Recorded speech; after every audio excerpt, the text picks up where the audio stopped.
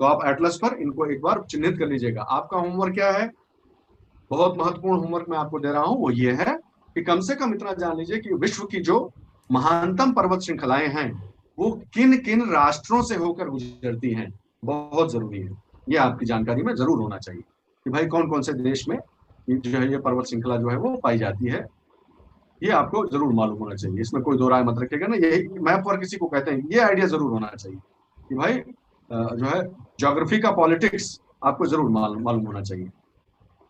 ठीक है, ये इस युग में बने हैं, देखिए युग भी, ये तो प्री कैम्ब्रियन में हो ही गया, सबसे पहला जो था ये प्री कैम्ब्रियन युग के सारे हो गए थे, समाप्ति के कगार पे समझिए उनको। फिर सिल्यूरियन और ऑर्डोविशियन समय में जो था, जियोलॉजिकल टाइम्स के आप पढ़े हुए हैं, उसमें पहला हुआ, दूसरी फेज आई, फिर ये पर्मियन जो एरिया आया, इसमें तीसरी फेज बनी, और टर्शरी पीरियड जो अभी चल रहा है, टर्शरी पीरियड उसमें हिमालय बने, और फिर वहां से काट काट के देखिए ना, टर्शरी पीरियड में जो है वो ये हिमालयन सिस्टम, जो पूरा हिमालयन सिस्टम बना, ये टर्शरी सिस्टम में बना, और फिर ये पूरा गंगा यमुना और बाकी नदियों ने जो मैदान बनाया है, तो आपको याद ही होगा कि हमने पढ़ा था कि सबसे बाद में फिर ये बने, धीरे धीरे धीरे नदियों के डिपॉजिट से ये बने। चलिए जल्दी से आगे बढ़ने का प्रयास करते हैं। जल्दी से मैं बता दूं कि ये तो आपने पढ़ लिया उनकी उम्र, अब वो कितने प्रकार के होते हैं उत्पत्ति के हिसाब से, या तो कंप्रेशन के फोर्स से बनेंगे, एक दूसरे के लड़ने से, जो अभी हम देखते आ रहे हैं। जब वो कंप्रेशन से बनते हैं तो उन्हें फोल्ड माउंटेन्स या वलित पर्वत कहा जाता है। ठीक है, जब टेंशन और कंप्रेशन दोनों के ज्वाइंट फोर्स से बनते हैं, दोनों के युग्म, दोनों के जो है संयुक्त जो है सब संयुक्त ऊर्जा से उनसे बनते हैं, संयुक्त बल से, तब उन्हें ब्लॉक माउंटेन कहा जाता है। अभी दिखाया था और वापस दिखाऊंगा। जब लावा वगैरह के कारण बन जाए, वॉल्केनिक एक्टिविटी के वजह से जब माउंटेन जैसा स्ट्रक्चर बन जाए, तो उसे वॉल्केनिक माउंटेन या ज्वालामुखी पर्वत कहते हैं। और जब कटने छटने से बन जाए, मान लीजिए बहुत बड़ा प्लेट्यू था, ऐसे बहुत बड़ा पठार था, फिर हवा हवा पानी इसको काटते गए, यहाँ यहाँ पड़ गया, यहाँ पड़ गया, ये धीरे धीरे फिर खत्म हो गया, ये खत्म हो गया, लेकिन ये क्योंकि बहुत रेजिस्टेंट पार्ट से बना था, बहुत कठोर पार्ट से बना था, इसलिए बचा रह गया। तो ये देखिए, ये ऐसी चीज है जो माउंटेन तो है लेकिन डेन्यूडेशन से बनी है, क्षरण हो जाने से बनी है, आसपास का चीज खत्म हो गया इसलिए वो माउंटेन बन गया। सबसे पहली कैटेगरी, चारों कैटेगरी देख लिया आप, फोल्ड वलित पर्वत, ब्लॉक माउंटेन को देख लीजिए क्या कहते होंगे, फिर वोल्केनिक माउंटेन और रेलिक माउंटेन। उदाहरण देख लीजिए कैसे बनता है फोल्ड माउंटेन। एक प्लेट दूसरी प्लेट में जब टकराती है दोस्तों, तो वलन जो है उसमें पैदा हो जाता है, और ये अगर धंसता ही चला जाएगा, तो ये एक दूसरे के ऊपर चढ़ जाएंगे ऐसे ऐसे करके, और फिर टूट भी जाएंगे। ये फॉल्ट लाइन है, ध्यान से देखिएगा इसको। मैं आपको दिखा देता हूं कि जो फोल्ड और फॉल्ट, ये सात सात शब्द मैंने जो इस्तेमाल किए थे, उनका एक स्वरूप यह भी है। देखिए यहाँ पे ध्यान से, इसमें व्हाइट कर देता हूँ। हाँ देखिए, जब तक नहीं टूटा था, जब तक हल्का हल्का था, तब तक तो ठीक था। जब बहुत ज्यादा बल पड़ा, इस तरफ जो बल लग रहा है बहुत ज्यादा पड़ा, तो ये टूट के एक दूसरे के ऊपर ऐसे चढ़ने की प्रवृत्ति हो जाएगी, और ये है वो फॉल्ट लाइन, ट्रस्ट लाइन जो है, ये फॉल्ट लाइन है। समझ गए बात? तो ऐसा भी हो जाता है कई बार, ठीक है, कि जो है ओवर, ये फोल्ड्स इधर तो ठीक ठीक रहेंगे सामान्य, लेकिन जैसे जैसे यहाँ आते जाएंगे इस प्रकार होते जाएंगे। ठीक है, तो ये सबसे पुराना पार्ट है, जो सबसे पहले धंसा था वो एकदम चिपकता चला जाएगा, एकदम क्रश होता चला जाएगा, और ये चीज जो है ये नए नए बनते चले जाएंगे। इससे शिवालिक, अब आप अगर हिमालय का उदाहरण लीजिए, तो हम लोग इस तरफ हैं, इस तरफ हम इधर से चले अगर उत्तर की तरफ, सबसे पहले शिवालिक मिलेगा, ये मान लीजिए शिवालिक है, फिर जो है लेसर हिमालय, और फिर ग्रेटर हिमालय, जिस तरह से मिलेगा। ठीक है, समझ गए?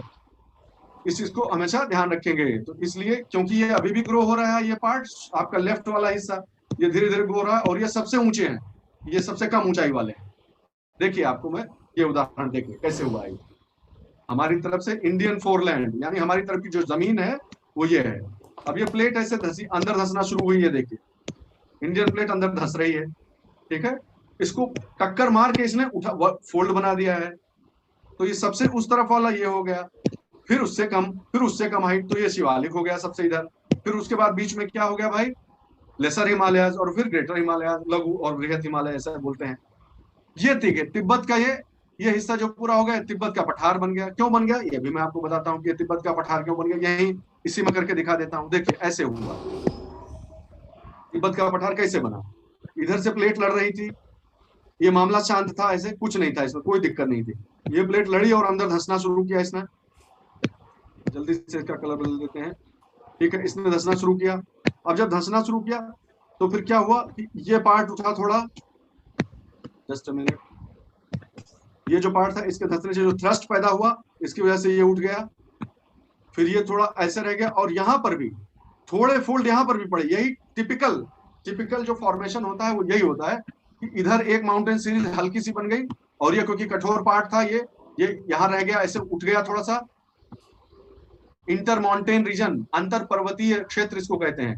तो ये थोड़ा उठ गया और इधर उधर ऊंची ऊंची पर्वत बन गए, तो ये तिब्बत का पठार बन गया यहाँ पर। समझ गए बात? इस तरफ हिमालय हो गया, इस तरफ कुनलुन वगैरह हो गए, और यहाँ बीच में तिब्बत का पठार बन गया। देखिए क्या मैं सही बोल रहा हूँ? ये देखिए, यहाँ हिमालय बन गया, ये वाला पार्ट उठ गया थोड़ा सा, और उसके फिर एक यहाँ पर्वत श्रृंखला है, फिर ये देखिए फिर पर्वत श्रृंखला चालू हो गई। इस तरह से तिब्बत के पठार का भी निर्माण हुआ है। अच्छा भाई, तो ये आप समझ गए पहला प्रकार, पर्वतों के बनने का पहला प्रकार, जो कि कंप्रेशन से बन रहा है, कंप्रेशन से बन रहा है, लड़ने से। फोल्ड माउंटेन पढ़ लिया। अब दूसरा प्रकार, ब्लॉक माउंटेन्स। ये देखिए जो अभी उदाहरण दिया था उसको चित्र के माध्यम से अच्छे से समझ लीजिए, बहुत ही आसान है।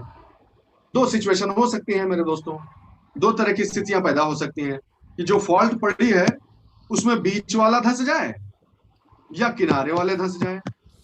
दो तरह की स्थिति बन सकती है। जैसे जैसे जैसे उस क्षेत्र में जिस प्रकार की धरती के क्रस्ट की जिस प्रकार की वहां स्थिति होगी, परिस्थितियां होंगी, उसके अनुसार ये घटनाओं में से दोनों में से कोई एक घटना हो। तो अगर जो धंस जाता है बीच में और अगल बगल उठा रह जाता है ना, अच्छा इसको फॉल्ट कहते हैं ना, भ्रंश। ये भ्रंश घाटी बन गई, यहाँ पर भ्रंश बन गया। तो जो धंस जाता है वो ग्रैबन कहलाता है। इसका हिंदी देखेंगे जरूर, देख लीजिएगा।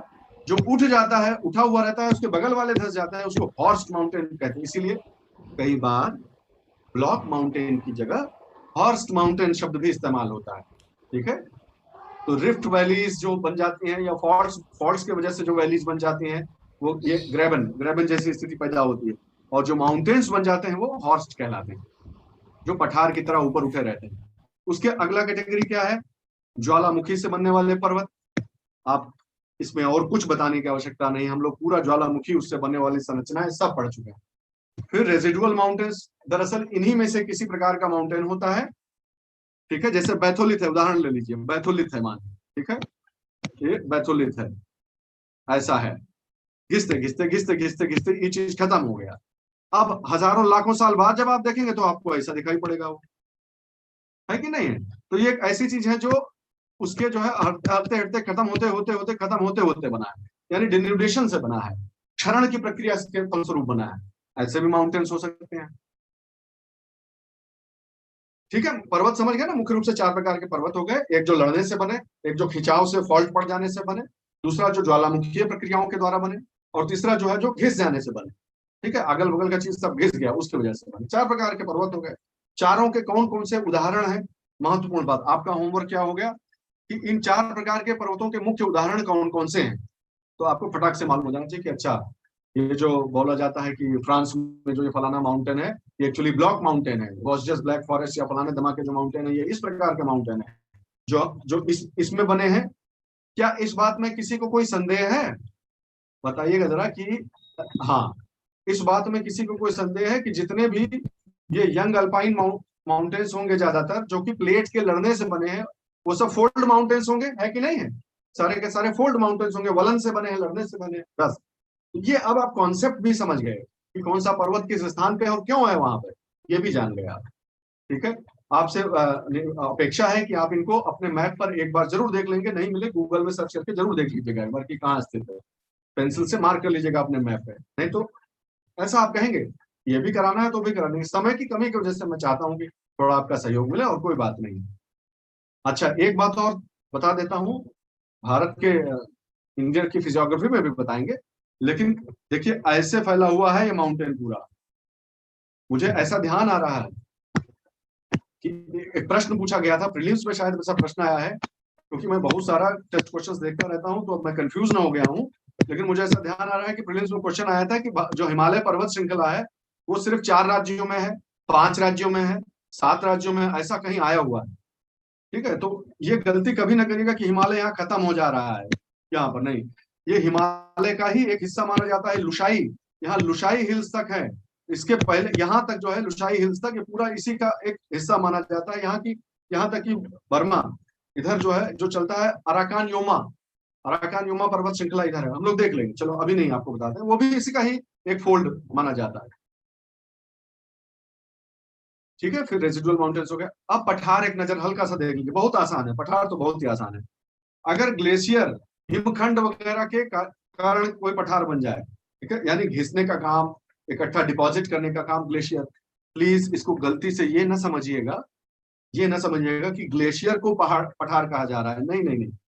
जैसे हवा पानी अपनी संरचना अपने अपनी प्रक्रियाओं के द्वारा लैंड को मॉडिफाई कर देते हैं, जमीन को का स्वरूप परिवर्तन कर देते हैं, वैसे ग्लेशियर भी कर देता है। बहुत सारा चीज ऊपर से ले आया, इकट्ठा करके जमा कर दिया कहीं पे, फिर खुद तो पिघल गया। आप समझिए मेरी बात, मान लीजिए खुद तो पिघल जाए या खुद जो है रिसीड कर जाए, पीछे की तरफ चला जाए ग्लोबल वार्मिंग वगैरह के चक्कर में, लेकिन वो डिपॉजिट छूट जाए ऊंचे ऊंचे बड़े बड़े और माइल्स लंबे, किलोमीटर तक, तो पठार बन जाएगा कि नहीं बन जाएगा? तो पठार बन जाएगा वहां पर।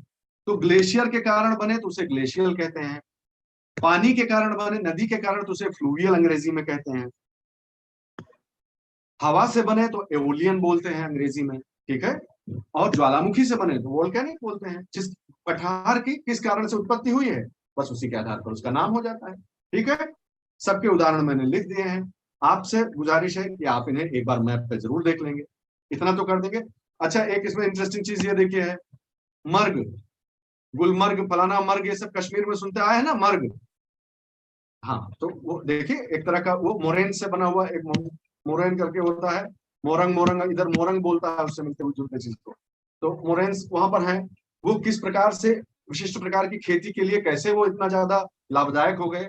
कश्मीर में जो केसर उगाई जाती है या फलाना जो क्रॉप उगाई जाती है, ऐसे क्वेश्चन बन जाए, उसका ज्योग्राफी से कैसे, आप जियोलॉजी और ज्योग्राफी से कैसे उसको जस्टिफाई करेंगे, ऐसे एंगल से पढ़िए इस चीज को। ठीक है, फिर ये देखिए फ्लूवियल, नदी के द्वारा बनाए गए, नदी के जो फ्लैट पठार हैं, वो विंध्यन फॉर्मेशन के जो पार्ट हैं, कैमूर रेंज है, पन्ना, भांदेर, रेवा, रोहतास तक जाता है ये पूरा एरिया, पन्ना से शुरू होकर। हवा से बने हुए पाकिस्तान में पोतवार, पोतवार प्लेट्यू करके पोतवार नाम का पठार है, वो हवा के डिपॉजिट से, हवा के उससे बना हुआ है।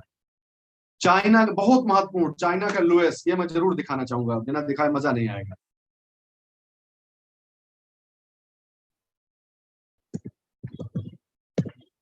हवा ने उसको देखिए कैसे शेप कर दिया है, हवा ने, कहा जाता है कि हवा ने धीरे धीरे करके जो है, जो बहुत महीन टाइप की जो वो है ना, क्ले टाइप क्ले है, हवा हवा ने इसको डिपॉजिट किया है, बहुत हजारों लाखों सालों में हवा के द्वारा डिपॉजिट डिपॉजिट हुआ है। और याद रखिएगा, अभी कुछ सालों पहले तक और शायद अभी भी ये विश्व के सबसे अधिक इरोडेड, सबसे अधिक डिग्रेडेड, बर्बाद जो है वो स्थलों में गिना जाता था। एक वैज्ञानिक है, उनका मैं अभी स्पीच सुन रहा था 3 दिन पहले, उन्होंने उन्होंने लगभग 10-12 साल की मेहनत की है, और उन्होंने इसको, इसका जो है स्वरूप जो है वो धीरे धीरे धीरे ठीक करके परिवर्तित करने का प्रयास किया है। ये आपको जानकारी होनी चाहिए कि लोएस का जो है स्वरूप उन्होंने ऐसा कर दिया है, धीरे धीरे धीरे उसको रिक्लेम कर रहे हैं। तो ये हम एनवायरमेंट में पढ़ेंगे, reclamation of bad lands, reclamation of degraded lands, ठीक है, वो हम लोग एनवायरमेंट का हिस्सा बना के पढ़ेंगे। तो चाइना का जो लोएस एरिया है वो भी आपको मैंने दिखा दिया है। ठीक है, आगे बढ़ते हैं, कुछ और बचा हो तो देख लेते हैं एक बार, कौन सा हम पढ़ रहे थे। हाँ, पठार हो गया, हाँ, हवा से बनाया हुआ हो गया, वॉल्केनिक हो गया, कोलंबियन वॉल्केनिक का तो सबसे बढ़िया उदाहरण आप हमेशा अपने बगल में ही तैयार रहा करिए, कि ऐसा पठार जो लावा के बहने से बेसाल्टिक जो है फ्लड से बना हुआ हो, तो आपको कहीं और जाने की जरूरत ही नहीं है, आपके पास सबसे बढ़िया उदाहरण आपका दक्कन का पठार, डेक्कन ट्रैप। याद रखिएगा प्लीज, डेक्कन ट्रैप कहते हैं उस एरिया को, महाबलेश्वर पंचगनी से शुरू होकर पूरा जो एरिया है वो डेक्कन ट्रैप कहलाता है, बहुत बड़े हिस्से में आप जानते हैं। एंट्रिम जो है आयरलैंड में है, कोलंबिया, कोलंबिया को विश्व में सबसे अच्छा उदाहरण माना जाता है लावा से बने हुए पठार का, कोलंबिया को माना जाता है। अब आते हैं मैदान पर, बस एक सूक्ष्म परिचय ले लीजिए। मैदान जो है वो भी 3 तरह के हो सकते हैं, ठीक है। स्ट्रक्चरल, स्ट्रक्चरल क्या क्या मतलब, वो संरचना ही उनकी ऐसी है, वो किसी के द्वारा बनाए नहीं गए हैं, ध्यान रखिएगा, किसी के द्वारा काट कूट के डिपॉजिट करके नहीं बनाए गए हैं, उनका संरचना वो समतल थे ही, शुरू से ही समतल थे, ठीक है, तो वो स्ट्रक्चरल प्लेन्स हो गए। फिर अगर पाट पाट के बनाया गया हो, वो मैदान पाटने से बराबर हुआ, समतल हुआ हो, तो वो डिपोजिशनल हो गया। और अगर उबड़ खाबड़ चीजों के साफ कर देने से बना हो तो वो इरोजनल प्लेन हो गया। बहुत आसान है कि नहीं है? अगर ऐसा था, मान लीजिए ऐसा था, और इसमें कोई चीज पाट दी गई, अलग कलर से दिखाने की कोशिश करता हूं मैं, इसमें मान लीजिए कोई चीज पट गई, इसमें थोड़ा सा पट गया, इसमें पट गया, इसमें पाट दिया गया, ऐसे प्लेन बन गया, तो ये डिपॉजिट के कारण बना ना, पट जाने की वजह से बना, इसलिए अवसाद अवसाद इसमें इकट्ठा हो गया, इसलिए ये समतल हो गया। इसका ठीक उल्टा देखिए कि ऐसे था और इसमें भारा डिपॉजिट करने की तो कोई स्थिति थे नहीं, परिस्थिति, ये जो निकले हुए भाग हैं ये काट दिए गए, ये धीरे धीरे हवा और पानी ने काट दिए, जो उबड़ खाबड़ था, तो भी समतल हो जाएगा, है कि नहीं है? तो ये इरोजनल का टाइप हो गया। ये दोनों चीज समझ में आ गया आपको? इस प्रकार के ये प्लेन्स भी हो सकते हैं। देखिए उदाहरण भी दिया हुआ, जो शुरू से ही बड़े बड़े जो शील्ड वाले एरियाज होंगे, आप इस चीज को अंदाजा लगाइए कि जो शुरू से ही समतल, थोड़े समतल टाइप के हैं, वो इसका उदाहरण हो जाएगा। रशियन प्लेटफॉर्म है, ग्रेट प्लेन्स जो है यूएसए के ग्रेट प्लेन्स हो गए, सेंट्रल लोलैंड्स ऑस्ट्रेलिया में, सेंट्रल लोलैंड्स है, फ्लैट है, पूरा फ्लैट, ना डिपॉजिट से बना है ना इरोजन से ज्यादा बना। मुख्य कारण उसका डिपॉजिट और इरोजन नहीं है, वो उनका स्ट्रक्चर ही ऐसा है, उनकी संरचना ऐसी ही है, भूगर्भीय संरचना ऐसी ही है, समझ। फिर डिपॉजिशनल के तो खूब मिलेंगे आपको, अपने देश में ही सबसे बड़ा कितना बड़ा प्लेन है। इनफैक्ट आप देखिए, क्वेश्चन तो ऐसा हो सकता है कि डिपॉजिशनल जो प्लेन्स हैं वो they are the cradles of human evolution. अगर ऐसा आ जाए कि मानव उद्विकास का जो पालना है वो डिपोजिशनल लैंडफॉर्म्स हैं, या जो है वो अवसाद से बने हुए मैदान है, तो भाई सही बात है, गंगा ब्रह्मपुत्र इस पूरा एरिया जो है, जो अपर गैंजेटिक, मिडिल गैंजेटिक और लोअर गैंजेटिक प्लेन है, जो गंगा यमुना का मैदान जिसे आप कहते हैं, नाइल डेल्टा हुआ, ये मैदान हमारा हुआ, वांगहो चाइना का जो होगा, मिसिसिपी मिसूरी का एरिया हो गया, ठीक है, शांसी लोएस हो गए। लोएस कंफ्यूज मत होइएगा, लोएस मैदान, वहां पर मैदान भी है और पठारी एरिया भी, दोनों है चाइना में, लोएस में, ठीक है। फिर सहारा हो गए, थार हो गया, जो कि सैंड से है, वो भी मैदान ही है, बस उस पर सैंड जमा हो गया, डिपॉजिट हो गई, ठीक है। इस तरह के ये उसके उदाहरण हो गए। फिर जो कट कट के बनने वाले हों उनके भी कुछ उदाहरण उपलब्ध हैं। बहुत सारे ऐसे मैदान फिनलैंड में है और नॉर्थ कनाडा में है, जो कि इरोजन कर करके उबड़ खाबड़ चीज हट गया है और समतल हो गया, उसके कारण समतल हो गया, ठीक है। ये उसके उदाहरण हो गए। अब इन जितने भी संरचनाएं आपने पढ़ी उसको एक बर्ड्स आई व्यू जिसे कहते हैं, एक सिंहावलोकन कीजिए इसका। देखिए आप पूरी चीज को कि हिंदुस्तान को हम कैसे समझेंगे, इंडिया को, भारत को कैसे समझा जाएगा। तो कितने भागों में, मुख्य रूप से फिजियोग्राफिक भागों में बांटा गया है। सबसे पहला भाग है ग्रेट हिमालयाज, द ग्रेट हमारे द हिमालयाज, ठीक है। इसमें जो है यहां से लेके ऐसे तीन के तीनों हम पढ़ डालेंगे, greater, outer, greater, lesser, Shivalik, ठीक है। हिमालय के ये भाग पढ़ लेंगे, यहाँ पर पढ़ लेंगे, जब मैप कर रहे होंगे तब पढ़ लेंगे यहाँ पर कौन कौन सा दर्रा है, कहाँ से कौन आया था, और ऐसा कहा हो रहा है कि पानीपत में ही लड़ाई, खैबर पास कहाँ पे है, यहीं से लोग घुस घुस कर आक्रांत था। तो अब आप इतिहास और भूगोल को जोड़ना शुरू करिए भाई, ठीक है। इस प्रकार से पढ़ा जाएगा, जिसको उस समय जो अच्छी चीज याद आएगी कि सर इस वाले दर्रे का यहाँ पर ऐसे इस्तेमाल हुआ था, इस तरह से आपको जोड़ना है, ठीक है। फिर जो है ये पढ़ लिया, तो ये पहला भाग हो गया, भारत का पहला हिस्सा ये हो गया हिमालय वाला, ठीक है। दूसरा हिस्सा क्या है? दूसरा हिस्सा बता रहे हैं वृहत मैदान, भारत के वृहत मैदान। हम पहले भी कई बार बात कर चुके हैं, ये देखिए पूरा यह मैदानी इलाका जो भारत का है, ठीक है, दूसरा मैदान। तीसरा सेंट्रल हाईलैंड्स, नर्मदा याद रखिएगा, ठीक है, आपको रेफरेंस पॉइंट के लिए बता रहे हैं। मां नर्मदा जो है, नर्मदा के ऊपर समझ लीजिए ये जो एरिया है ना, इस मैदान के नीचे और नर्मदा मैया जी के ऊपर, ये जो जितनी जगह है ये सेंट्रल हाईलैंड्स कहलाती है, केंद्रीय मध्य उच्च भूमि, इस टाइप का, ठीक है, मध्य उच्च भूमि जो है, उन्नत भूमि इसको कहते हैं। इसके ठीक नीचे, सेंट्रल हाईलैंड्स के ठीक नीचे जो एरिया है उसको पेनिनसुलर प्लेट्यू कहते हैं। ये जो पूरा इलाका, ये यहाँ तक, कोस्ट को छोड़ दीजिए, खाली कोस्ट हटा दीजिए, यानी सॉरी ये घाट हटा दीजिए, घाट के बीच का जितना भी जगह है यहाँ तक, ये पूरा पेनिनसुलर, ठीक है, प्रायद्वीपीय भारत जो है वो हो गया, ठीक है। फिर वेस्ट कोस्ट का प्लेन, ये वेस्ट कोस्ट के प्लेन्स हो गए, ये ईस्ट कोस्ट के प्लेन हो गए, और यहीं पे घाट, वेस्टर्न घाट, ईस्टर्न घाट, है ना, ये दोनों घाट हो गए। बात समझ गए? ये देखिए ये चीज पूरा वेस्ट कोस्टल प्लेन जो है ये यहाँ तक पूरा फैला हुआ है। ठीक है। आइलैंड्स, बाकी आइलैंड्स, दो मुख्य आइलैंड जो हमारे लक्षद्वीप और अंडमान और निकोबार है, वो ध्यान रखिएगा। आप सुनिए कैसे सवाल एकदम से आ गया था, जानते हैं? पूछा, मुझे याद आ गया, पूछा था कि वेस्टर्न घाट कितने राज्यों में, कितने या कौन कौन से राज्यों में फैला हुआ है, ऐसा पूछा था। तो ज्यादातर लोग क्या मिस कर गए थे कि गुजरात में तो वेस्टर्न घाट है नहीं, जबकि सही बात यह है कि मैं सूरत में रहा हुआ हूं, मैं जानता हूं कि सूरत के ठीक नीचे से बगल से डांग करके एरिया है, वहां पर डांग, डांग फॉरेस्ट जो है, वहां से वेस्टर्न घाट की जो नॉर्दर्न टिप है, यहाँ से शुरुआत मानी जाती है। तो गुजरात में भी वेस्टर्न घाट का हिस्सा है, वहां से शुरू होता है। तो इस प्रकार ये जो बहुत शार्प, आपको शार्प मैप वर्क करना है हम लोगों को मिलकर, ठीक है, कि भाई एक किस रीजन से किस रीजन तक जाता है, इसकी टोटल लंबाई लगभग कितने किलोमीटर, अच्छा इसके इस साइड की क्या खास बात है और उस साइड की क्या बात है। अब सबसे महत्वपूर्ण बिंदु जो अब मैं बताने जा रहा हूं, याद रखिएगा, भूगोल में एनवायरमेंटल डिटर्मिनिज्म नाम का एक कॉन्सेप्ट होता है। मेरे साथी जो भूगोल विषय के रूप में पढ़ रहे हैं वो जानते होंगे कि पर्यावरण जो है वो निर्धारित करता है आपके चारों ओर का जो जो पर्यावरण है, जो भूमि है, भू आकृतियां हैं, वो डिसाइड करते हैं कि यहाँ किस तरह की सभ्यता पनपेगी। काफी हद तक, काफी हद तक तकनीकी जब से आ गई है तब से चीजें थोड़ी सी जो है वो मानव के हाथ में भी आ गई है, लेकिन ज्यादातर ऐसा है कि मेजर जो कंटूर्स हैं, ब्रॉड कंटूर्स हैं, जो आउटलाइन बनती है कि यहाँ पर क्या होगा, वो कहीं ना कहीं वहां का स्ट्रक्चर, जो जियोग्राफिक स्ट्रक्चर है, जियोमॉर्फोलॉजिकल स्ट्रक्चर है, वो सब डिसाइड करते हैं। वहां का क्लाइमेट, वहां के वायुमंडल, वहां का जो है प्रेसिपिटेशन, पानी कितना बरसता है, इन सब से डिसाइड होता है। और मानते नहीं है आप, लार्जली ये बात ट्रू है, आज भी सही है ये बात, कि कहाँ पर किस प्रकार की जलवायु होगा, कैसा जलमंडल, वायुमंडल, स्थल मंडल किस प्रकार का है, उससे डिसाइड होता है कि वहां पर क्या इंसान किस प्रकार से बसेगा, कैसे घर बना पाएगा, कैसी व्यवस्थाएं वहां पर जो है विकसित होंगी, क्या उगा पाएगा, क्या खा पाएगा, है कि नहीं?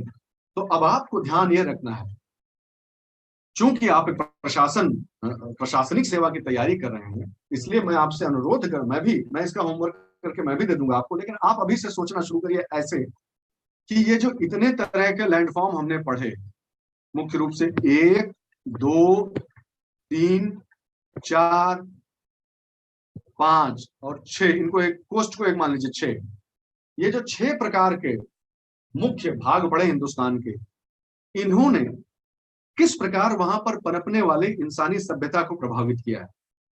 पहाड़ों में क्या समस्याएं हैं लोगों की, ठीक है, पहाड़ों में ड्रिंकिंग वाटर का क्या स्टेटस है, पहाड़ों में खेती किस प्रकार की जाती है, पहाड़ों के वन किस प्रकार के होते हैं, पहाड़ों के मुख्य संसाधन कौन कौन से होते हैं, हिमालय में, ग्रेटर हिमालयाज में, लेसर हिमालयाज में, शिवालिक्स में, तीनों में क्या अंतर है, किसमें जो है वो घाटियां ज्यादा पाई जाती हैं, तो घाटियां क्यों ज्यादा पाई जाती हैं, घाटियों को वहां क्या कहते हैं, दून कहते हैं, देहरादून, ये दून, अच्छा इसलिए इसको देहरादून बोलते हैं, अच्छा इसीलिए यहाँ पर इतने लोग बस पाए हैं क्योंकि ये थोड़ा सा वैली टाइप का, यहाँ पर थोड़ा बसाहट हो पाई है। अच्छा तो यहाँ पर कौन सी इंडस्ट्री डेवलप हो गई है फिर, आप समझ गए मेरी बात? पठारी एरिया है, तो वो किससे बना हुआ है, तो बता, तो उस समय बना था आर्कियन टाइप में, इस समय टाइप बना था, ऐसे बना था, फिर क्या है, फिर क्रिटेशियस पीरियड में क्या हुआ, इसमें लावा फैल गया। तो जो दक्कन वाला पोर्शन है उसमें किस प्रकार की जो है क्या प्रकार के संसाधन पैदा होंगे, तो पता चला वहां पर सबसे इंपॉर्टेंट चीज ये है भाई कि दक्कन के पठार से जो है वो काली मिट्टी, उससे जो सॉइल बनी है वो काली मिट्टी है। काली मिट्टी जो है किसके लिए बढ़िया होती है, कपास के लिए बढ़िया होती है, इस फसल के लिए, इस फसल के लिए बढ़िया होती है। सिंचाई की कितनी आवश्यकता पड़ती है, सिंचाई होने पर, सिंचाई न होने पर या होने पर मिट्टी क्या फैलती है, फट जाती है, क्या दिक्कत है, क्ले ज्यादा है, समझ रहे हैं आप मेरी बात? इस प्रकार से आप पढ़ेंगे तो आपको बहुत कम चीजें याद रखनी पड़ेंगी, कितना घुमा के सवाल देगा। तो हो सकता है, देखिए हम, लोक सेवा परीक्षा इतनी कठिन होनी ही चाहिए कि किसी के बस का ना हो, आसान, और होनी भी चाहिए। तो इसलिए हम लोग क्वेश्चन गेस करने यहाँ नहीं बैठे हैं, लेकिन आप एक एजुकेटेड गेस वहां पर कर सकें कि हाँ भाई ये नहीं हो सकता, ये नहीं हो सकता, इन दोनों में से एक होगा और मुझे ये लगता है कि ये हो, इतना तो कम से कम आ जाए। तो आप ये जो भाग आपने हिंदुस्तान के, भारत के ये जो मुख्य भाग पढ़े हैं, भू आकृतियों के विषय में जो पढ़ा है, आप इनकी विशिष्ट समस्याएं और इनके विशिष्ट लक्षणों को पढ़िए, और तब देखिए कि यहाँ पर कितना पानी बरसता है, गन्ने की खेती यहाँ होती है तो यही क्यों होती है, ठीक है, कपास की खेती इस एरिया में क्यों होती है। इस प्रकार से जब आप समग्र अध्ययन करेंगे तो आपको बहुत आसान हो जाएगा। मैप वर्क भी करते रहना है और इसको इस तरह से जोड़ के आपको पढ़ाई करती रहनी है। और दो चीज और ऐड करूंगा। सर सर मैप सर का मैप का पहला ही पेज देखो, उसमें 5 डिफिनेशन है: peak, mountain range, lake, valley, hill, desert, plateau, delta, sea, peninsula. ये लोग उस पहले पेज से इसकी डिफिनेशन पूरी याद करें। कई बार आपके 4 ऑप्शन में एक में डिफिनेशन डाल देते हैं, जी सर। डिफिनेशन इंडिपेंडेंट नहीं आएगा, लेकिन ए बी सी डी में ये डाल देंगे। तो पहला ही पेज आप खोलो, उसमें सारी डिफिनेशन मैप में लिखिए। किसी किताब को खोलने की जरूरत नहीं है, मैप इतना मैंने वर्ड यूज किया है: delta, sea, peninsula, Iceland, desert, प्लेटो, प्लेन, वैली, रिवर, लेक, हिल, माउंटेन रेंज, पीक, सब लिखा हुआ है। अब आप ये हार्डली 10 मिनट काम है। अब आइए पेज नंबर 2 पे, जो अभी पूरा शौर्य ने पूरा आपको समझाया। जैसे शौर्य ने वेस्टर्न घाट के बारे में बताया, कौन कौन से राज्य हैं, सेम वे आप ईस्टर्न घाट भी देखिए। शौर्य has just demonstrated how you study or prepare. He has not given the complete work. It is not possible. तो आप जैसे वेस्टर्न घाट एक्सप्लेन किया गया है, उसमें सूरत का टिपिंग पॉइंट आता है, जनरली आदमी छोड़ देता है, ऐसा ही ट्रिक ईस्टर्न घाट में भी होगी, ऐसे ही ट्रिक बिल्कुल सर। कहते हैं ट्रिक जो है पेनिनसुला में होगी। तो आप मैप से ईस्टर्न घाट, वेस्टर्न घाट दो देखिए। फिर क्या है, आप उसी इंडिया फिजिकल मैप में एक बना हुआ है चार्ट, देखिए आप, रिलीफ इन मीटर्स। आप उसे पढ़े, माउंटेन, प्लेटू, प्लेन, सी, चारों की कैरेक्टरिस्टिक्स लिखी हुई है। माउंटेन क्या है, source, major source of the river है, shield the plains from the cold है, गाइड टू मानसून है। प्लेटू क्या है, ओल्डेस्ट पार्ट ऑफ इंडिया। अब प्लेटू है, what is the oldest part of India? Mountain, plateau, plain, seas. ये कभी किताब से तैयार नहीं होगा, वो यैसे तैयार होगा। तो अगर आप अगर उसी पेज को खोले, 10 सवाल है। अब आइए, plains and island, agricultural land, rich in mineral fuels. अगला सवाल हो गया, कौन सा इंडिया का जो part rich in mineral fuel है? Mountain, plateau, plains, highland, seas. अगला सवाल देखिए, अब सी में आइए, rich in mineral fuel, provide protein rich diet. अब क्या करेंगे, दोनों जोड़ देंगे। अब आप प्लेन आइसलैंड को सीज को कंपेयर करिए। प्लेन आइसलैंड का rich agriculture rate, rich in mineral fuel. आइए सीज में, रिच इन मिनरल फ्यूल और प्रोवाइड प्रोटीन रिच डाइट। अब इसी को उन्होंने सवाल बना लिया कि रिच इन मिनरल फ्यूल में कौन कौन है, seas, ice plain, plateau, mountain. अब एबीसीडी करना शुरू किया, तो सी और डी साथ साथ क्लब कर देंगे। आप इस तरह से इंटेलिजेंट पढ़ाई करो, बता रहा हूं। जितना शौर्य ने समझाया मैं वही देख रहा हूं, मैंने कुछ नहीं किया है। मैं शौर्य के लेक्चर से सवाल बना रहा हूं, मैंने कोई किताब नहीं पढ़ी है, मैं सिर्फ सुन रहा हूं और वहीं से सवाल जनरेट कर रहा हूं। मैं ज्योग्राफी ये पोर्शन उतना ही जानता हूं जितना आप लोग जान रहे हो, लेकिन मैं उसी लेक्चर को एनालाइज कर रहा हूं कि how more and more question can open. जैसे उन्होंने अपना मैप खोला, मैंने अपने एटलस खोल लिया। एटलस खोलते ही मेरे दिमाग में कई सवाल बम करने लगे। तो same way you all try to start doing this. और सवाल यही आएंगे, मैं बोल रहा हूँ, शौर्य के लेक्चर से 5 से 6 सवाल 100% आएंगे। और 5 से 6 सवाल सही करने का मतलब 50,000 कैंडिडेट को हराना है, मिनिमम 50,000 कैंडिडेट। आप इसको इस तरीके 50,000 कैंडिडेट को आप बीट कर दोगे सिर्फ आप कुछ लेक्चर्स में। तो you try to see the positive aspect of the personality in life. तो आप जैसे ही ये लेक्चर इनका शौर्य का फिनिश होता है, you start doing the exercise like I am doing, like I am working. I am also here as an aspirant. I'm not teacher at all, but as an aspirant I'm trying to get to catch कि क्या क्या चीजें हो सकती हैं। क्या जैसे इन्होंने वेस्टर्न घाट को टिप किया तो उसमें सूरत का पार्ट आता है, मुझे तुरंत स्ट्राइक कर गया। ऐसा ही ट्रिक जो होगा ईस्टर्न घाट में होगा ही होगा, मुझे पता नहीं है लेकिन होगा। ऐसा ही ट्रिक डेक्कन प्लेटू में होगा। देन अगेन आई सॉ यार, mountain, plateau, plain, Iceland, seas में तो बहुत ही ह्यूज डिफरेंस है। आप फिर देखिए बगल में क्या है, सी लेवल भी लिखा हुआ है, कितने मीटर का फर्क है। और जो फर्स्ट पेज की डिफिनीशन है वो पीसीएस के लिए बहुत जरूरी है। आईएएस में आएगी नहीं आएगी बहस कर सकते हैं, पीसीएस के लिए बहुत जरूरी है। तो I think one of the finest lecture I have heard on the geography, seeing my mind working in this direction. Thank you. सही बात सर, सही बात सर। सर थोड़ा और सर इनसे चर्चा किया जाए सर, ये लेक्चर यहीं तक था सर, प्लीज सर थोड़ा 5-10 मिनट और इनसे सर बोला जाए सर। हाँ, यस यस यस। देखो क्या है, किसी भी चीज को एनालाइज करने का एक आर्ट है। मेरे और शौर्य में कोई खास बात नहीं है सिवाय एक खास बात के कि हम लोगों ने एनालिसिस सीख ली है। कटसी क्या है? Teaching habit. शौर्य ने 3 साल नागपुर पढ़ाया और नागपुर में जो बच्चे आते हैं वो इंडिया के ब्रिलियंट बच्चे आते हैं, उस सब की रैंक टॉप रैंक होती है। तो इन्होंने कम से कम 500, 600, 700, 800 ब्रिलियंट लोगों को पढ़ाया और कई बार उन ब्रिलियंट लोगों ने उनको अनुत्तरित भी किया होगा। ये संभावना बहुत ज्यादा है क्योंकि जो बच्चे आते हैं उनका दिमाग बहुत फर्टाइल होता है और मैं भी इतने सालों से पढ़ा रहा हूँ। तो हम लोग क्या है, एक आर्ट सीख गए हैं चीजों को एनालाइज करने की। वह आर्ट आपको डेवलप करनी पड़ेगी। अगर वो आर्ट आपकी डेवलप नहीं होती है तो एग्जाम क्लियर नहीं होगा। दूसरा, अगर आप फिर उसी मैप को देखो जो इंडिया फिजिकल का मैप है, उसमें देखो ऊपर 4 और जगह, northern mountain, Indian plateau, island book, Indo Gangetic plains, coastal plains. Now you try to understand why this has been four segregated. इन चारों को अलग क्यों लिखा गया है? ज्योग्राफिकल रीजन है, इकोनॉमिकल रीजन है और इन्वायरमेंटल रीजन है। इन तीनों के साथ साथ चौथा पॉलिटिकल रीजन है। अब you try to see what is political reason. एक हेडिंग उन्होंने दिया कि जो खैबर और बोलन के दर्रे थे वो बड़े इंपॉर्टेंट थे। पानीपत में लोग जाके क्यों लड़ रहे थे? मुगल सराय का नाम मुगल सराय क्यों पड़ा हुआ है? अगर आप इस चीजों को समझने की कोशिश करें आपको आंसर मिलना शुरू हो जाएगा। आंसर कोई भागता नहीं है। दूसरा, आप बताइए जो माउंटेन है, जिसे बड़ी अच्छी डिफिनेशन दी गई है कि वैली क्या है? A long way lying area between hills और mountain often with a river flowing through it. अब जब आपका ABCD बनाएंगे तो रिवर फ्लोइंग थ्रू कर देंगे। अब आपको बोलेंगे से टिक लगाओ या मत लगाओ।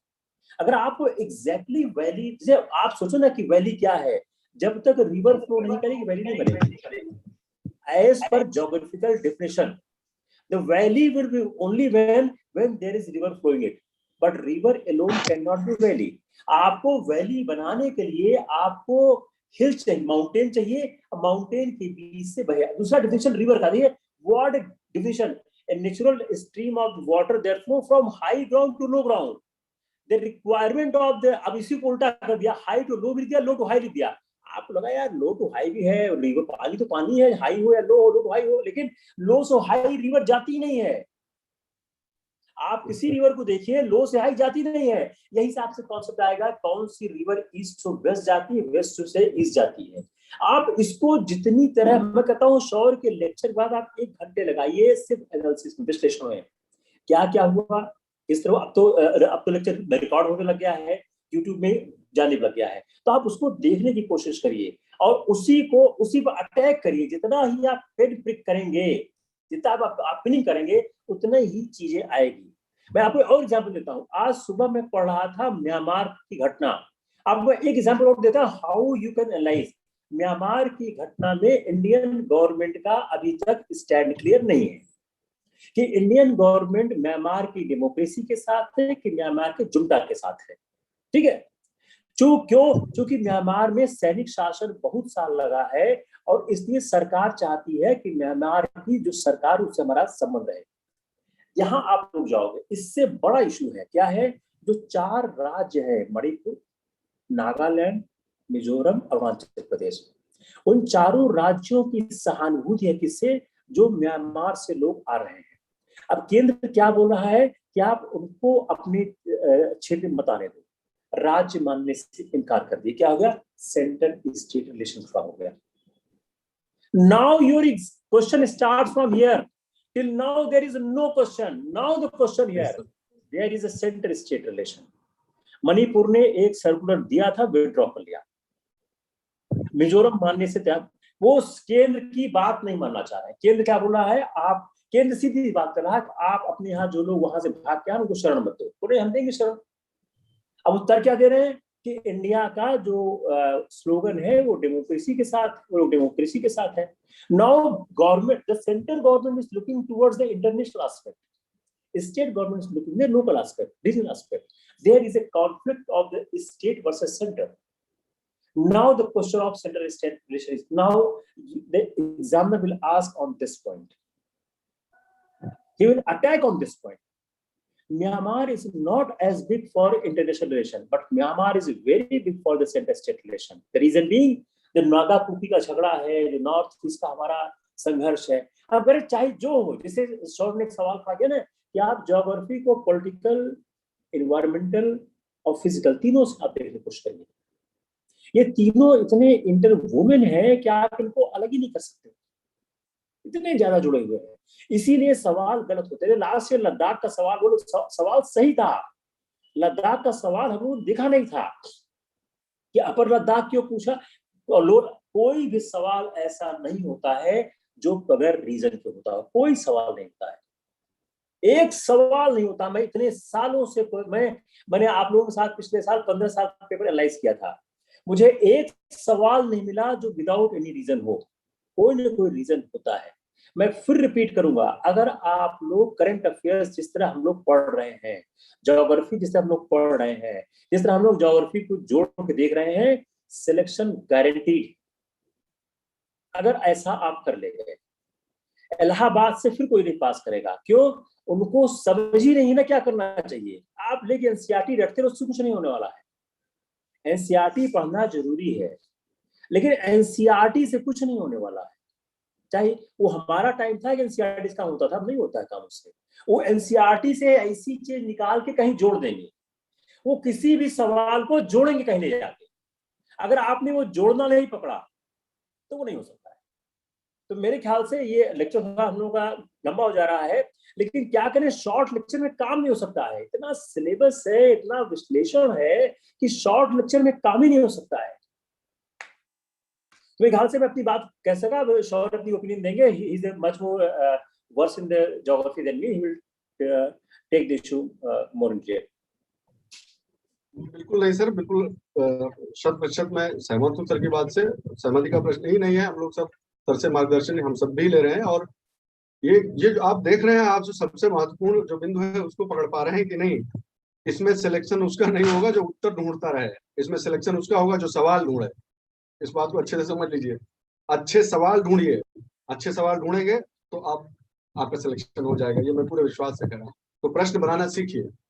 देखिए, इससे तो कोई फायदा है नहीं कि हम आपको 13 तारीख को या 14 तारीख को या वीकली जो है बढ़िया बढ़िया कॉन्सेप्चुअल क्वेश्चन दे दें, उसमें फेल हो जाइए, डेमोरलाइज हो जाइए, इससे कोई फायदा नहीं। तो अननेसेसरी का टेस्ट कंडक्ट करने से या अननेसेसरी का सवाल बनाने से, हमारे सवाल बनाने से बहुत ज्यादा लाभ नहीं होना है। आप सवाल बनाइए। आप कितना अच्छा सवाल बना, मैं देख रहा हूँ जो आप लोग जब प्रश्न वो डिस्कशन पोर्टल पे जिस प्रकार से आप प्रश्न बनाते हैं, उस प्रकार से और गहराई में जाकर जो है और इंटरलिंकिंग करके बनाना शुरू करिए। इतिहास, भूगोल, अर्थशास्त्र, राजनीति शास्त्र, इस चार को जोड़ना पड़ेगा, तब ठीक होगा।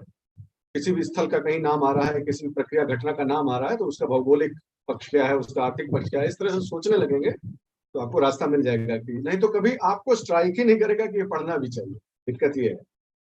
तो आप इस प्रकार से पढ़िए। सर जैसा बता रहे हैं एकदम सही है। हम काश हम इतने सौभाग्यशाली होते कि अपने समय में इस तरह से हमको भी बताया गया होता। ईश्वर की कृपा है कि जहाँ पहुंचना था पहुंच गए, लेकिन जो है आप कर्म को अपने हाथों में लीजिए इस चीज को, और आगे इसी हिसाब से पढ़िए। सारी चीज इस तरह से पढ़िए। याद रखिए इस चीज को कि एनसीईआरटी इसलिए है, पूरा का पूरा एनसीईआरटी सिर्फ आपके लिए सिलेबस है, अध्ययन सामग्री नहीं। याद रखिएगा इस चीज को। एनसीईआरटी आपके लिए सिर्फ पाठ्यक्रम है, अध्ययन सामग्री वहां नहीं है। अध्ययन सामग्री यहाँ से आएगा, आपको बनानी पड़ेगी अध्ययन सामग्री अपने हिसाब से, उसके ऊपर बिल्ड करना पड़ेगा आपको, फिर हो जाएगा। मैं पूरे विश्वास से कह सकता हूँ। आप लोग मैप वर्क कीजिएगा, जैसा कि सर ने आदेश दिया ही है। जो आज हमने पढ़ा है, हल्का फुल्का मैप देखिएगा, 3-4 प्रकार के मैप देखिएगा। मैं बता देता हूँ क्या मैप देखना है, आप एक बार इसको नोट कर लीजिए कलम कॉपी लेके।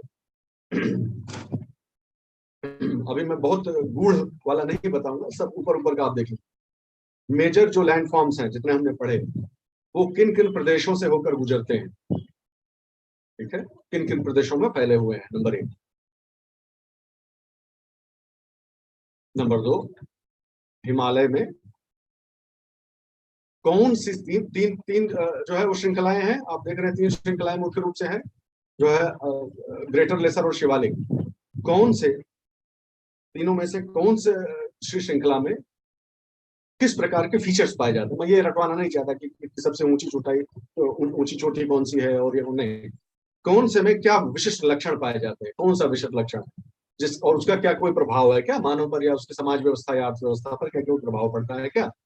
जैसे देहरादून का एग्जाम्पल दिया है, जिसमें वैलीज ज्यादा होंगी तो क्या होगा, पहाड़ ही पहाड़ ज्यादा होगा तो किस प्रकार की कृषि वहां पर जो है विकसित होगी, और वहां के क्या क्या चुनौतियां होंगी, इस दृष्टिकोण से इसमें गूगल का भी सहारा लेना पड़ सकता है, कोई बात नहीं, लीजिए। ठीक है। तीसरी चीज आपको ये रखना है कि कौन सी वो सबसे महत्वपूर्ण ऐसी बड़ी नदियां या बड़ी पर्वत या पर्वत श्रृंखलाएं हैं जो हम अपने पड़ोसी देशों से साझा करते हैं, और जो, ध्यान से सुनेंगे, जो कभी न कभी किसी न किसी कारण, किसी राजनीतिक या आर्थिक कारण से हमारे देश और उस पड़ोसी देश के बीच किसी झगड़े या किसी समझौते का विषय रहे। तीसरी चीज यही, इसी सिद्धांत को अपने घर में लागू कर लीजिए, अपने अपने देश में, कि वो कौन से मुख्य नदी विवाद है। हालांकि ड्रेनेज सिस्टम हम पढ़ेंगे तो एक बार आ जाएगा, लेकिन अभी से क्यों ना थोड़ा थोड़ा जानना शुरू कर दिए। मुख्य मुख्य नदी विवाद किन राज्यों के बीच में है और उन पर कोर्ट ने क्या कहा है, हल्का फुल्का जान लीजिएगा, सभी ज्यादा नहीं परेशान होगा, हल्का फुल्का एक बर्ड्स आई व्यू आपको आ जाएगा, ये चीज जान लीजिएगा। वनों के प्रकार मैं पढ़ाऊंगा, जितने भी प्रकार हो, ये सब पहले इंट्रोड्यूस मैं हमेशा कर दिया करूंगा, चिंता ना कीजिएगा। इंट्रोडक्शन सभी का, पूरे ज्योग्राफी का मैं कर दिया करूंगा, और जो आपको बस उस पर थोड़ा सा बिल्डअप करते रहना है। ठीक है। तो जैसे इधर देखेंगे आप, गुजरात की तरफ भी देखिएगा तो रन ऑफ कच्छ है। ठीक है, रन ऑफ कच्छ है, वो पाकिस्तान से किस प्रकार के भू आकृतियां हैं, किस प्रकार के लैंडफॉर्म्स हैं जो हम अपने पड़ोसी देशों से शेयर करते हैं, मुख्य मुख्य बॉर्डर्स का क्या नाम है, और कुछ 4-6 मुख्य दर्रे याद कर ले जाए तो बहुत ही अच्छा है भाई, बहुत अच्छी बात है, जिनका ऐतिहासिक महत्व रहा है कि वो कौन से दर्रे से होके आया था, ये दर्रा किसको किससे जोड़ता है। ठीक है। फिर हमारे अगर कोई मित्र राष्ट्र है जैसे अफगानिस्तान है, उससे हम क्या क्या साझा कर रहे हैं, इस प्रकार, इस नजरिए से मुझे लगता है आपको पढ़ना चाहिए, तो आपको बहुत फायदा होगा, इंटरेस्टिंग भी लगेगा और रटना नहीं पड़ेगा, तो सबसे अच्छी बात ये हो जाएगी। मैप पर आप और क्या देख सकते हैं, ये वापस से एक बार देख लीजिएगा, विश्व में, वर्ल्ड उसमें दिया हुआ है, एटलस में दिया हुआ है, विश्व की मुख्य पर्वत श्रृंखलाएं किन देशों से होकर गुजरती है। जैसे आपने भारत के लिए हमने बताया कि पर्वत श्रृंखला किन प्रदेशों से होकर गुजरती है, वैसे मुख्य पर्वत श्रृंखलाएं किन देशों में स्थित हैं, थोड़ा सा आइडिया होना चाहिए भाई, थोड़ा आइडिया आपको होना चाहिए। ठीक है। और एक और ट्रिक देता हूं आपको, वो ट्रिक जरूर याद रखिएगा कि जब कभी भी आप मैप पर कोई भी चीज लोकेट कर रहे हो, ये पर्वत श्रृंखला, अच्छा ये इस देश में है, इस देश में, इस देश में है, उसको जल्दी से ये जरूर देख लिया करिए कि इन तीनों के साथ सापेक्ष वो कहाँ है, कौन से तीन, इक्वेटर और दोनों ट्रॉपिक्स जो हैं, ये बहुत इंपॉर्टेंट चीजें हैं, जल्दी हम लोग भूल जाते हैं उस समय करते समय। विषुवत रेखा जो है और जो कर्क रेखा और मकर रेखा है, उनके सापेक्ष वो कितना दूर या कितना पास है, एक हल्का सा दिमाग में आइडिया जरूर ले लिया करें, ये आपको बहुत फायदा करेगा। कई बार आपको फंसाते हैं क्वेश्चन में, और क्वेश्चन ना भी छोड़ भी दीजिए तो आपको आगे, जैसे ही जब आप आगे बढ़ेंगे ना, इसके दो, 1 या 2 क्लास बाद शायद हम क्लाइमेटोलॉजी पे आ जाएंगे, जो जलवायु है उस पर आ जाएंगे, तब आपको समझ में आएगा कि मैं ये क्यों कह रहा था।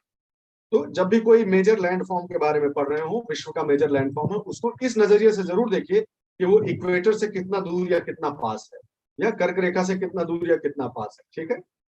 जो मुझे याद दिलाता है, एक नजर ये भी देख लीजिएगा कि भारत में कर्क रेखा जो है वो कौन कौन से प्रदेशों से होकर गुजर रही है ना।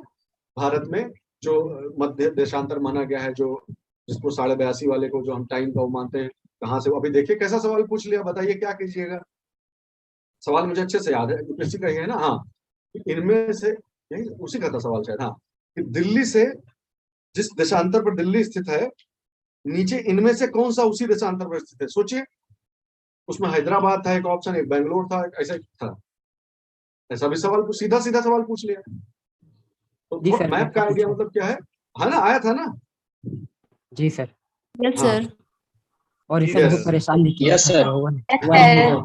तो ये क्यों, ऐसा क्यों पूछ रहा है, ऐसा नहीं है, ये सिर्फ और सिर्फ क्यूरियोसिटी का बात है कि किस एंगल से आप मैप को देख रहे हैं। उस एंगल से आपको अगर देखेंगे तो बहुत बहुत आसानी से हो जाएगा, कभी भी बोझ नहीं लगेगी। मैप वर्क को अपना सबसे स्ट्रॉन्गेस्ट पार्ट बना लीजिए, बस काम हो गया। मैप वर्क न केवल आपको डायरेक्ट सवाल दे देगा एग्जाम में, बल्कि आपको एलिमिनेशन में बहुत मदद करेगा। मैप वर्क एलिमिनेट करने में बहुत हेल्प करता है, ये ध्यान रखिएगा कि नहीं ये तो नहीं हो सकता, ये तो इस तरफ है, इतना भी आ गया तो काम हो गया, हो जाएगा। तो हम मैप खूब अच्छे से करेंगे, चिंता न करें। मैं आपको बहुत अच्छे से करा दूंगा, लेकिन पहले ये अगली 3-4 क्लासेस थोड़ा क्लाइमेटोलॉजी हो जाए ना एक बार, आपको जलवायु बताना बहुत जरूरी है, क्योंकि ये सबसे महत्वपूर्ण एरियाज में से एक है और सवाल आता ही आता है मेंस में, स्पेशली बहुत सवाल आते हैं। एल निनो, ला निना, ये सब इतना ज्यादा है और इतना आसान है, आपको बहुत अच्छा लगेगा जब हम लोग इसको सीखेंगे तो साथ में। तो आज की कक्षा यही रहने देते हैं। आप लोग जैसा आपसे निवेदन किया गया है वैसी अपेक्षा पर खरा उतरिएगा, एक बार देख लीजिएगा। कल फिर अगर आज लैंड फॉर्म्स हमारा हो गया है तो कल मैं एक एक करा ही देता हूं मैप आपका, ठीक है? इंडिया के मेजर लैंड फॉर्म्स का सारा डिटेल्स फाइन, एकदम फाइन इंटीग्रिटी एक मैं करके दिखा देता हूं। तो वादा कीजिए कि विश्व का आप करेंगे, और फंसेगा तो मैं बताऊंगा। इंडिया का मैं करा देता हूं खूब अच्छे से भारत, और विश्व का आप कर लीजिएगा, ठीक है? इस तरह से करते हैं। तो कल का रहा तय कि कल हम जो भी अभी तक की हमारी जानकारी है उसके आधार पर इंडिया के मैप में मेजर लैंड फॉर्म्स करने का प्रयास करेंगे। सर तो बहुत अच्छा रहा, बहुत अच्छा रहा आज क्लास, मैं भी काफी सीखा आज तो। अरे सर ऐसा मत पाप लगेगा सर। बहुत अच्छा रहा sir, thank you sir. Sir request है आज पीडीएफ तो प्लीज डाल दीजिए ग्रुप में। हाँ, मैं सारा नोट्स भेज देता हूँ आपको। और ध्यान रखिएगा बहुत सारे कॉपीराइट और तमाम इश्यूज होते हैं, ये नोट्स सिर्फ आपके लिए है, ठीक है? ये हमारा इंटरनल ग्रुप है और शिक्षक जिनको पढ़ा रहा है उसी तक सीमित रहे, ये सुप्रीम कोर्ट का जजमेंट है कि कॉपीराइट तब नहीं लगता है अगर शिक्षक और विद्यार्थी के बीच वो बात रह जाए, तो बाहर करेंगे तो हम लोगों को सबको परेशानी झेलनी पड़ेगी। तो अपने तक ही रखिएगा। बिल्कुल सर। Yes sir. ठीक है सर, कल फिर भेंट करते हैं सबसे। Thank you so much. प्रणाम। Thank you thank you sir. Thank you sir. You are welcome. Thank you.